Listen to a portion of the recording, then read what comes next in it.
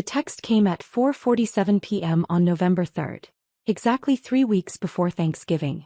Dad, Sarah, about Thanksgiving this year. Diana and I think it's best if you sit this one out. I stared at my phone in the middle of a client meeting.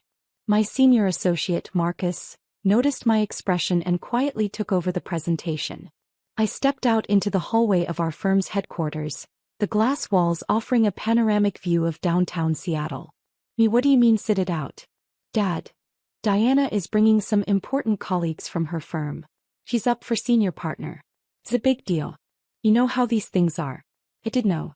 My father, Richard Chin, had always been acutely aware of appearances. After my mother died when I was 16, he'd thrown himself into his career as a financial consultant. Impressing people became his primary language. I'm your daughter. Dad, don't be dramatic. Diana's an environmental lawyer. She argues cases in front of senators. Her colleagues are influential people. You do drafting work, right? Some technical thing? It's just not the same level, sweetheart. You understand?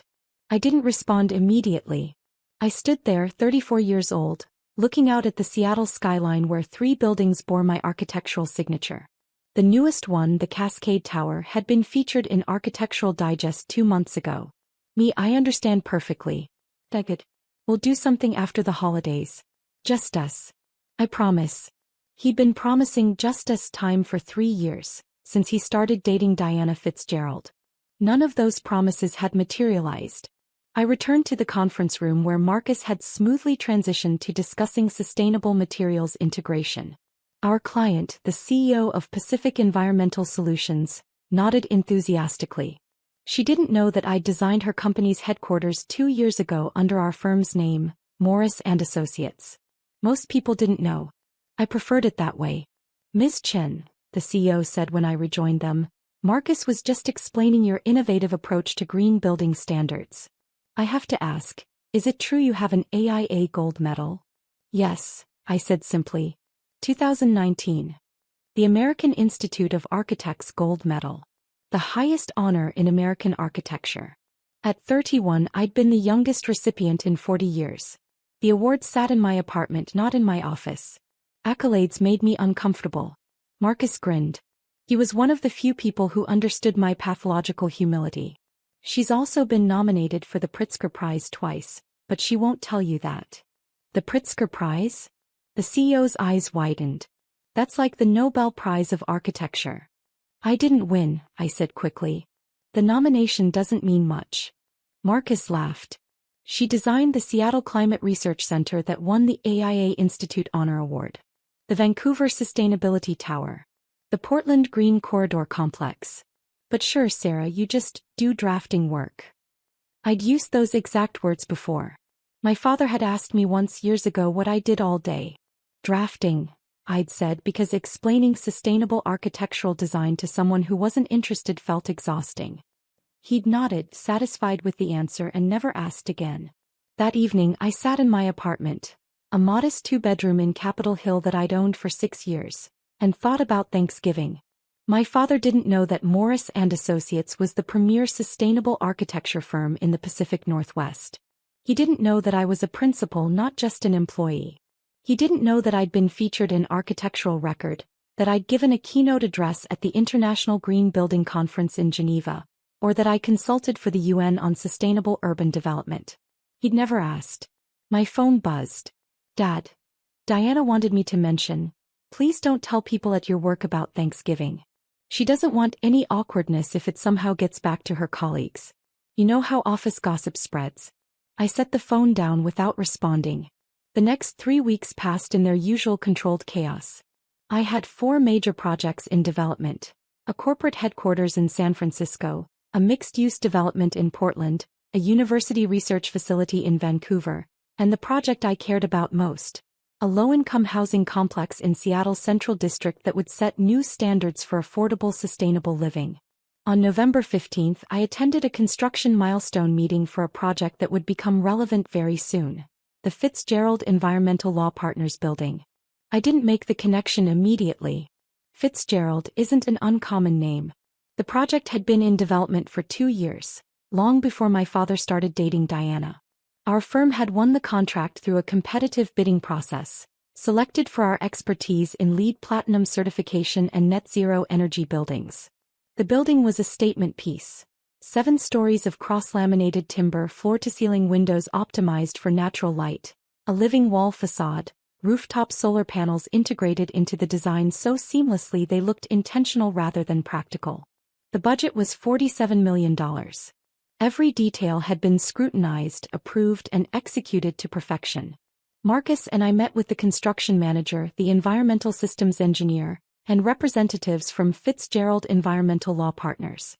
Their office manager, a sharp woman named Patricia, led the tour of the nearly completed interior. "The partners are thrilled," Patricia said as we walked through the open-plan 4th floor. "Especially Diana Fitzgerald. This building is going to be featured in every environmental law publication in the country. It's exactly the image we want to project." My stomach tightened. Diana Fitzgerald? Our senior partner. Well, she will be after the vote next month. This building is basically her baby. She's been involved in every decision. Patricia smiled. She's very particular. But I'm sure you know that given how many revision requests we sent through. I did know. Diana Fitzgerald had sent 43 revision requests over 18 months. Each one had been professionally worded but demanding. Adjust the solar panel angle by 2 degrees. Change the interior wood tone. Modify the entrance canopy. I'd accommodated most of them because the client's vision mattered, even when it bordered on excessive. I'd never met her in person. All communications went through Patricia or other firm representatives. Project architects rarely interact directly with clients at that level. We have account managers for that. "When does the firm move in?" I asked carefully. "December 1st. 2 weeks. We're planning a grand opening on December 10th. The mayor's coming, several city council members, representatives from the EPA." Patricia beamed. "Diana wants to invite the governor. This building represents everything their firm stands for." Marcus shot me a look. He knew about my father's Thanksgiving text. I told him during one of our late-night work sessions, the kind where exhaustion makes you more honest than you intend to be. "I'm sure it'll be a wonderful event," I said neutrally. We finished the walkthrough. The building was perfect. My team had ensured every detail met not just code requirements but our own higher standards. The geothermal heating system, the rainwater collection infrastructure, the smart glass that tinted automatically to reduce cooling costs. It was my best work. In the lobby, workers were installing the final piece, a large bronze plaque next to the entrance. Fitzgerald Environmental Law Partners, building designed by Morris and Associates principal architect Sarah Chin, FAIA AIA Gold Medal recipient, 2019 LEED Platinum certified net zero energy building, completed November 2024. I stood there looking at my name, my credentials, my achievement. Diana Fitzgerald would walk through these doors in 2 weeks and see it. "Sarah." Marcus touched my arm. "You okay?" "I'm fine," I said. "Let's get back to the office." Thanksgiving arrived. I spent it alone in my apartment with Thai takeout and a documentary about Bauhaus architecture. My phone remained silent. Dad didn't text. He was presumably hosting Diana and her important colleagues, showing off his condo in Bellevue, playing the role of successful bachelor with the beautiful lawyer girlfriend. I didn't feel sorry for myself. I felt numb. At 8:30 p.m. my phone rang. Unknown number. "Hello. Ms. Chin? This is Patricia Huang from Fitzgerald Environmental Law Partners. I'm so sorry to call on Thanksgiving." "It's fine. Is everything okay with the building?" "Oh yes. Everything's perfect. I'm actually calling because we're finalizing the guest list for our grand opening on December 10th, and Diana specifically requested that you attend. She wants to personally thank the architect. We're having a formal ceremony, press coverage, the whole thing. You'd be seated with the VIP guests, of course." My mouth went dry. I appreciate the invitation, but I typically don't attend client events. It's not really my. Diana was very insistent. She said, and I quote, "I want to meet the genius who designed this building. She's been praising your work to everyone. Please say you'll come." Thought about my father. About Thanksgiving dinner happening right now, probably winding down, Diana charming her colleagues, Dad playing the proud supportive boyfriend. "I'll be there," I said. December 1st came faster than expected. The Fitzgerald firm officially moved into their new building. I monitored the transition remotely. Our firm always tracked the first weeks of occupancy to catch any issues early. Everything functioned flawlessly. The smart building systems reported optimal energy usage. The air quality sensors showed perfect readings. The solar panels generated even more power than projected. On December 3rd, I received an email from Patricia with the grand opening itinerary. The ceremony would begin at 6 p.m. Speeches from Diana Fitzgerald, the mayor, and a representative from the American Institute of Architects. Then a reception on the 4th floor with catering by one of Seattle's premier sustainable food companies. At the bottom of the email, dress code, business formal. This is a significant event for our firm's reputation. I owned exactly 2 formal business outfits. Architecture isn't a field that requires much formal wear. We're usually in hard hats and work boots at construction sites or casual wear at the office. I'd need to go shopping. Marcus insisted on coming with me. You're going to show up looking like the absolute professional you are, he declared, steering me into a boutique in downtown Seattle. None of this, I'll just wear the black pantsuit I bought in 2018 nonsense. I ended up with a tailored navy dress and blazer, expensive but understated. Professional. The kind of outfit that said, I belong here without screaming for attention. On December 9th, the day before the event, Dad texted. Dad, Diana's firm is having a big grand opening tomorrow for their new building. Very fancy event. Governor might be there. She's nervous but excited. I stared at the message for a full minute. Me, that's nice. Dad, she's worked so hard for this senior partnership. This building is going to seal the deal. Some kind of environmental showcase. Very impressive. Me, I'm sure it is. Dad, anyway, just wanted to share. Hope work is going well for you. We should really get lunch sometime soon. I didn't respond. That night I barely slept. I kept imagining different scenarios. Diana seeing my name on the plaque and not making the connection. Chin is a common name. Diana making the connection but not caring. Diana making the connection and feeling embarrassed. That last option seemed most likely and most satisfying, and I felt guilty for feeling satisfied. I didn't want to be vindictive.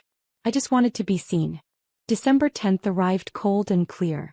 Seattle winter at its most beautiful. Sharp air, blue sky. The city lights already twinkling even though it was only 4 p.m. I dressed carefully. The navy outfit looked good. Professional. I wore minimal jewelry. Just the simple gold watch my mother had given me for my 16th birthday, 2 months before she died. I pulled my hair back into a low bun. Light makeup. I looked like exactly what I was. A successful architect attending a professional event. Marcus met me at my apartment.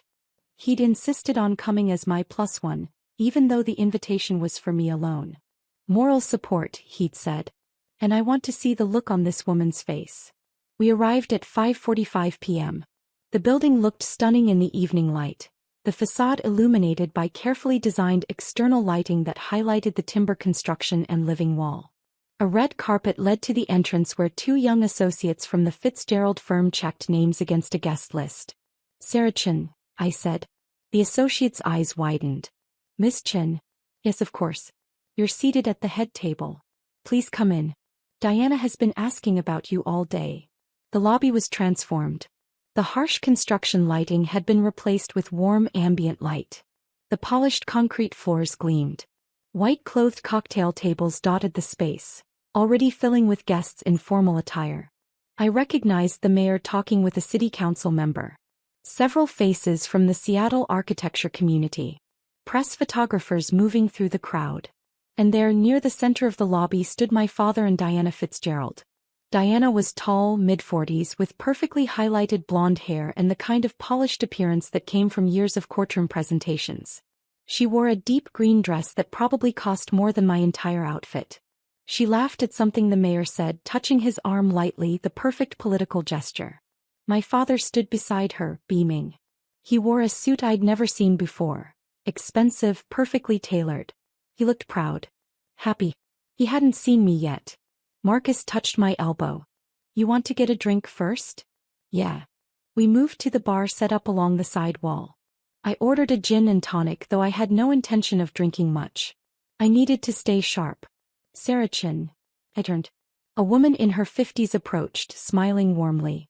I recognized her immediately. Judith Morrison, president of the AIA Seattle chapter. Judith. It's good to see you. I should have known you designed this building. It has your fingerprints all over it.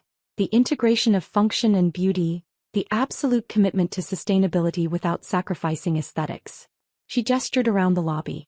This is going to win awards. You know that, right? The team did excellent work. The team you led. Judith smiled knowingly. I'm presenting you with the AIA Seattle Medal of Honor in February. Consider this your advance notice. Please don't try to decline. Before I could respond, Patricia appeared at my elbow. Miss Chin. Diana is ready to meet you. Would you mind coming over? We're starting the formal program in 10 minutes. My heart rate picked up. Marcus gave me an encouraging nod. I followed Patricia through the crowd. As we approached, I saw my father notice Patricia first, then shift his attention to me. His expression went from polite interest to confusion to shock in about 3 seconds. Sarah, he said. What are you doing here? Diana turned, her professional smile in place. Richard, you know Miss Chin? This is my daughter, Dad said, still looking confused. Sarah, what? Your daughter. Diana's smile faltered slightly. I don't understand. Miss Chin is the architect who designed our building. The silence that followed lasted maybe 3 seconds but felt like an hour. Diana looked at me. Really looked at me. Then at the bronze plaque on the wall 10 feet away. Then back at me. You're Sarah Chin, she said slowly. The Sarah Chin. Principal architect at Morris & Associates. AIA Gold Medal recipient. Yes, I said simply. My father's face had gone pale. You designed this building? I led the design team, yes. Diana's expression cycled through several emotions rapidly. Confusion, realization, embarrassment, horror. But Richard said you worked in drafting. He said it was technical work. Administrative. I do drafting, I said. That's part of architecture. Among other things. The mayor chose that moment to join our group. Diana, wonderful event. And you must be Sarah Chin. I've been looking forward to meeting you. The Climate Research Center you designed has been instrumental in our city's sustainability initiatives. He extended his hand. I shook it. Thank you, Mayor Harrell. Your work on affordable housing is exactly what Seattle needs right now. I understand you're developing a project in the Central District. Yes. We're hoping to break ground in March. Excellent, excellent. Diana, you picked the best architect in the city. He clapped Diana on the shoulder and moved on to greet other guests. Diana stood very still. Her carefully maintained composure was cracking at the edges. My father looked like he wanted the floor to swallow him whole. I think, Diana said carefully, Richard and I need to have a conversation. Excuse me. She walked away quickly, heading toward the back hallway that led to the firm's private offices. My father followed, his shoulders hunched in a way I'd never seen before. Marcus appeared at my side. Holy shit, he whispered. That was better than I imagined. Patricia returned, oblivious to the tension. We're ready to start. Miss Chin, you're at the head table right up front. The ceremony began at 6:15 p.m.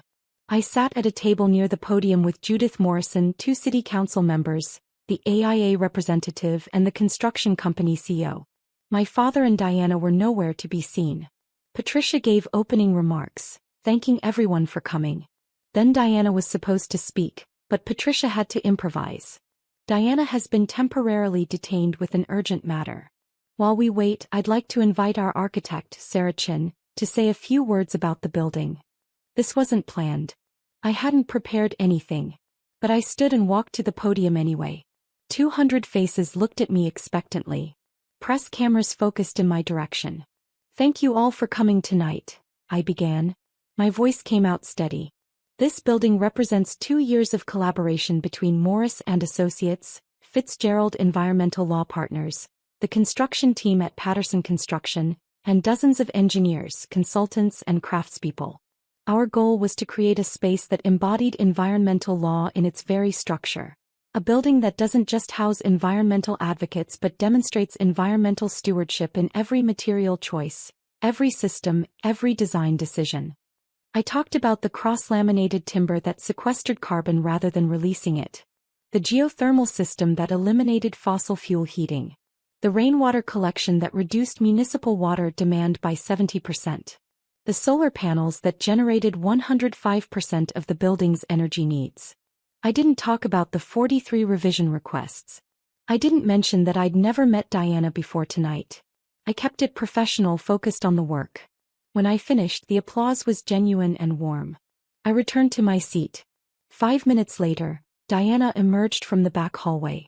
She'd reapplied her makeup, but her eyes were red. She walked to the podium with her shoulders back, every inch the senior partner she aspired to be. "Thank you all for your patience," she said, her voice only slightly tight. "Tonight is about celebrating a building that represents everything our firm stands for. And I'd like to take a moment to specifically recognize the brilliant architect who brought our vision to life, Sarah Chen." She gestured to me. More applause. I nodded slightly. Diana continued her speech, hitting all the planned points about environmental law, sustainability, the firm's commitment to practicing what they preach. She was good at this, polished, persuasive, compelling. I could see why she was up for senior partner. But she kept glancing at me. And I noticed she never mentioned my father, who had reappeared and was sitting at a table in the back corner, looking miserable. After Diana, the mayor spoke. Then the AIA representative gave brief remarks about sustainable design. Then Patricia announced that the reception was open and invited everyone to the 4th floor. I tried to slip out quietly. I'd fulfilled my obligation. I'd attended the event, been recognized, represented my firm professionally. Now I could leave. "Sarah, wait." Diana's voice. I turned. She stood alone, her colleagues already heading upstairs to the reception. Up close, I could see the strain on her face. "Can we talk?" she asked. "Privately." I hesitated, then nodded. She led me to a small conference room off the main lobby. We sat across from each other at a table designed for 8. "I owe you an apology," Diana said. "Several apologies, actually. But first, why didn't you tell me? When I sent all those revision requests, when we communicated through Patricia, why didn't you ever mention that you were Richard's daughter?" "You never asked," I said. "And it wasn't relevant to the project. You were the client. I was the architect. Our personal connections don't matter when we're working." "But if I'd known, what would have changed?" I asked. "Would you have treated the project differently? Would you have sent fewer revision requests?" Diana flinched. "Probably not. But I would have. I would have at least acknowledged who you were. The way you acknowledged me at Thanksgiving?" Her face went red. "Richard told me tonight that he uninvited you from Thanksgiving. He said he told you I thought you weren't, that your work wasn't." She closed her eyes. "I didn't ask him to do that. He did it on his own, trying to impress me. Trying to make everything seem perfect. He told me you were too important to meet someone who did drafting work." "I'm so sorry." Diana's voice cracked slightly. "I had no idea. He talked about you sometimes, but he always said you worked in some technical field he didn't really understand. I assumed you were, I don't know, an IT person, a CAD operator. I never imagined that his daughter designed the building you're using to secure your partnership." Diana laughed, but it was bitter. "The irony isn't lost on me. I've been bragging about this building for months, showing pictures to everyone, telling them about the brilliant architect who designed it. And the entire time Richard was sitting next to me, nodding along, never once mentioning that the architect was his daughter." "He didn't know," I said. "I never told him what I actually do. He never asked." Diana looked at me for a long moment. "That's worse somehow. That he never asked." We sat in silence. From upstairs I could hear the reception in full swing. Music, laughter, the hum of successful networking. "I need to end it with Richard," Diana said finally. "I can't be with someone who treats their child like that. Who's so self-absorbed that they don't even know their own daughter is one of the most accomplished architects in the region. And who tried to hide you from me to make himself look better." She stood. "For what it's worth, this building is magnificent. You're extraordinarily talented. And I'm horrified that I participated, even unknowingly, in diminishing you." She left the conference room. I sat there alone for another minute, processing. When I emerged, Marcus was waiting in the lobby. "Ready to go?" "Actually," I said, "I think I'll stay for the reception. We should celebrate the project. The team deserves it." We headed upstairs. The fourth floor was packed with people admiring the open workspace design, the natural light, the living wall visible through the windows. Several colleagues from other architecture firms found me and offered congratulations. Judith Morrison introduced me to the governor, who'd arrived late. At 8:30 p.m. I saw my father standing alone near the windows, holding an untouched glass of wine. I walked over. "Sarah," he said immediately. "I don't know what to say. You could start with the truth. When did you realize?" "Tonight. When Diana said your name. And then I saw the plaque and I thought there must be some mistake. That couldn't be my daughter." He laughed, but there was no humor in it. "I'm an idiot." "Yes," I agreed. He flinched. "I thought I was helping you by not inviting you to Thanksgiving. I thought it would be awkward having you there with Diana's colleagues, all these successful lawyers and professionals. I didn't want you to feel less than. So you made me feel excluded instead. Unwanted. I know. Diana's already told me how badly I screwed up. She's ending things with me." He looked at me with something that might have been desperation. "She called me 7 times tonight after she found out." I stopped answering after the third one because I couldn't handle hearing how disappointed she was in me. How could I not know? How could I not ask? What kind of father doesn't know what his daughter does? "The kind who stopped paying attention 16 years ago when Mom died," I said quietly. His face crumpled. "That's not fair. Isn't it?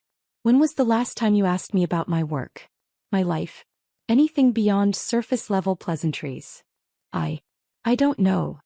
I won an AIA gold medal 3 years ago, Dad. The highest honor in American architecture. I was the youngest recipient in 40 years. I gave an acceptance speech in front of 800 people. You weren't there.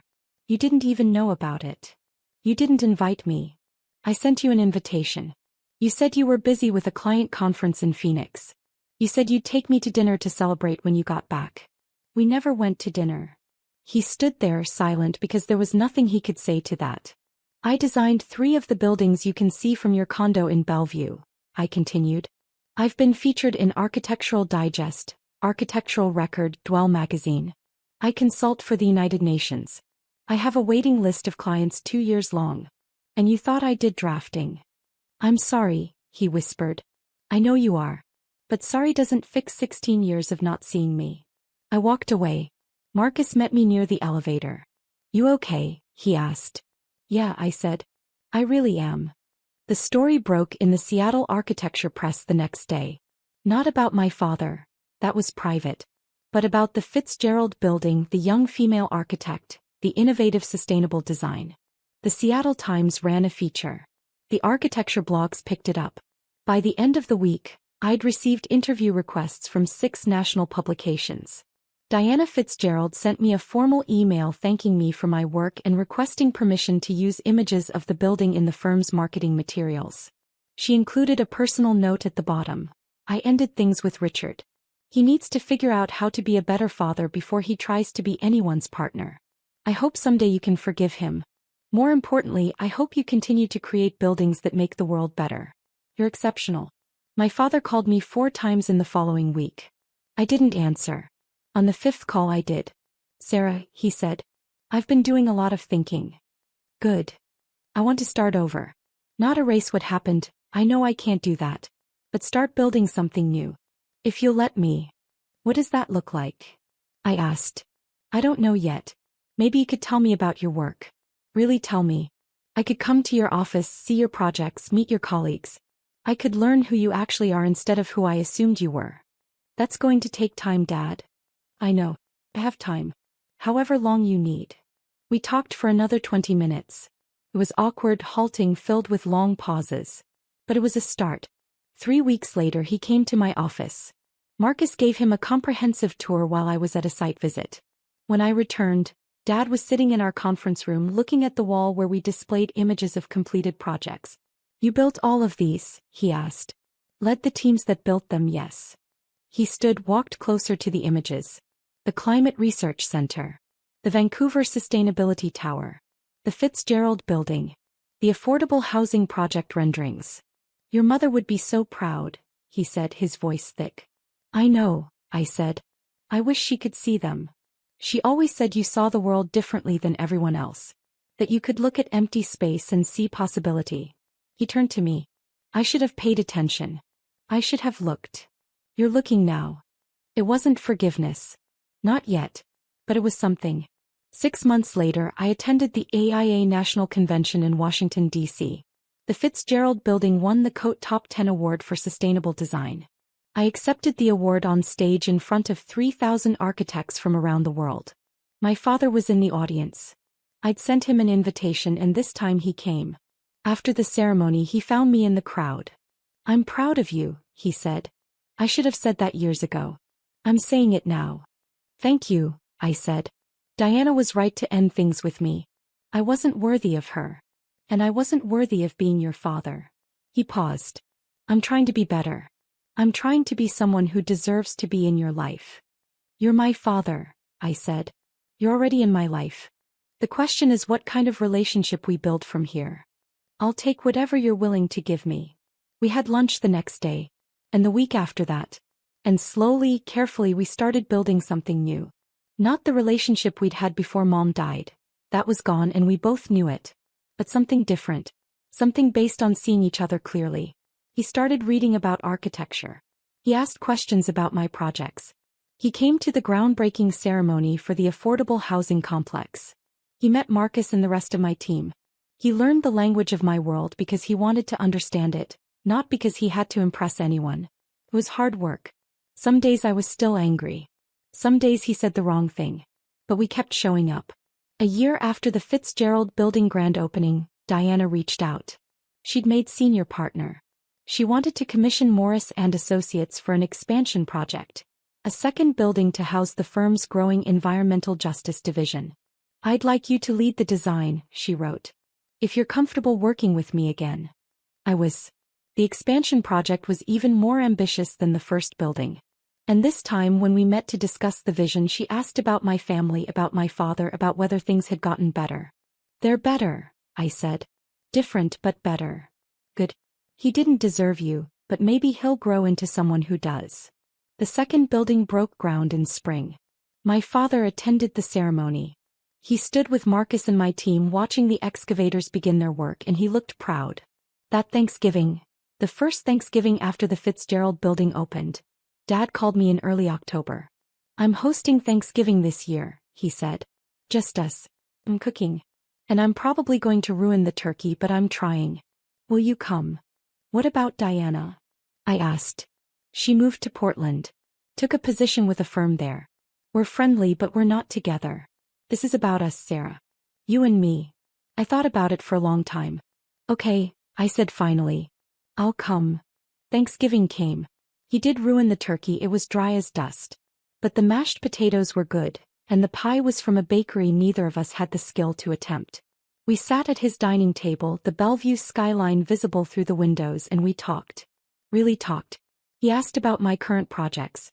I told him about the affordable housing complex, about the challenges of designing sustainable buildings on a limited budget, about the community meetings where residents shared what they needed in their homes. He listened. He asked questions. He saw me. "I missed so much," he said as we cleaned up. 16 years of your life. Your achievements. Your struggles. All of it. You can't get it back," I said. "But you can be here now." "I'm here," he said. "I'm not going anywhere." We stood at his sink washing dishes together, and I realized this was what I'd wanted all along. Not grand gestures or dramatic apologies. Just this. Someone paying attention. Someone seeing who I actually was. The Fitzgerald Building stood downtown, its bronze plaque catching the city lights. My name. My achievement. My proof that I existed in the world as something more than someone's overlooked daughter. But here in my father's kitchen washing dishes and making awkward conversation, I found something the plaque couldn't give me. The beginning of being seen by someone who should have been looking all along. It wasn't a fairy tale ending. We still had years of work ahead of us, years of learning how to be family again. But it was a foundation. And as an architect, I understood the importance of a solid foundation. Everything else we could build from there.